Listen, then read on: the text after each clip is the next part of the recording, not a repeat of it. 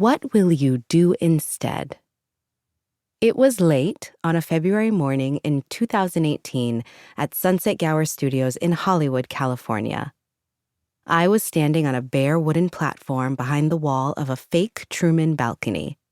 And it was Bellamy Young who had just asked that question, or rather, her character, Mellie Grant. Emotions were running high.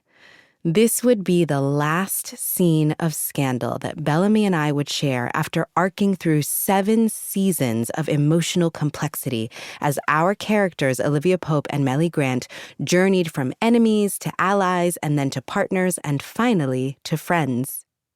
And in real life during that time, Bellamy and I had come to share a sense of sisterhood that neither of us could have predicted.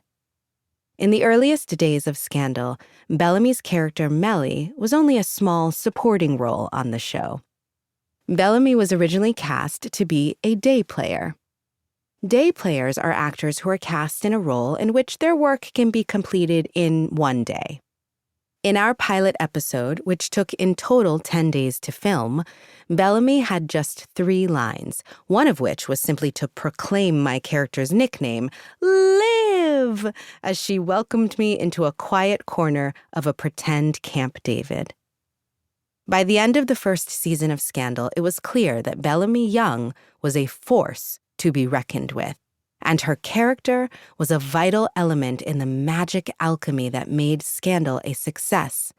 By the end of the series, Bellamy and our team of writers, led by Shonda Rhimes, our brilliant showrunner and titan of film and television, had transformed her character from the betrayed wife of a cheating president into the sitting president of the United States herself and a central character on Scandal. Today's conversation on the balcony would be the last scene Bellamy would ever film during the life of our show, and it would be the last scene our entire production crew ever shot on our version of the Truman balcony. Not all our time working on the Truman balcony had been fun. The scenes filmed there were some of our toughest and most time-consuming to complete. The entire exterior landscape outside the White House was created with advanced CGI technology, which meant that our construction of the balcony and the platforms surrounding it were enveloped in walls of blue screen that ran 20 feet high and 150 feet wide. What replaced those blue screens in post-production were images called plates, which had been taken from the actual White House balcony. This had never been done before. Many shows and films had created what they imagined to be the view from the balcony, but Scandal had been able to film actual footage from the balcony and then use those images. This remarkable access had been possible because of Shonda's strong relationship with the Obamas, and permission to film these plates had been granted when she'd paid a visit to the residence. Most times when I stared out into the blue screen as I was doing that morning, I thought of my own time on the real Truman balcony. Years before, following a photo shoot for a shared cover of Glamour magazine with Michelle Obama and Sarah Jessica Parker, the First Lady invited us for lunch just inside the balcony.